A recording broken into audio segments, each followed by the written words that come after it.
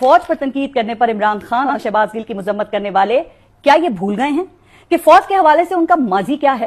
क्या मियां नवाज शरीफ भूल गए हैं कि उनके बतौर वजीर आजम हर आर्मी चीफ से लड़ाई हुई? क्या वो भूल गए हैं कि उनके दौरे हुकूमत में डॉन लीक्स का कारनामा हुआ था? भाई क्या वो भूल गए हैं कि डॉन लीक्स का इल्जाम उनकी अपनी साहबजादी पर लगा था? क्या वो भूल गए हैं कि गुजरावाला जलसे में वो किस आर्मी चीफ और DGI से हिसाब मांग रहे थे? क्या मरियम नवाज भूल गई हैं कि उनकी स्टेज पर मौजूदगी के वक्त में किस वर्दी के खिलाफ और क्या नारे लग रहे थे?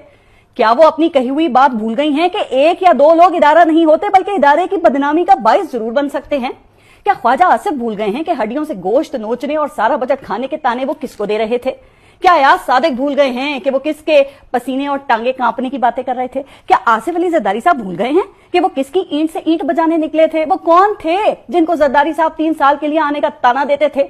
जी, ये सब किरदार यही हैं, जिंदा सलामत हैं और फौज पर अपने हिस्से की तनकीद आज भी करने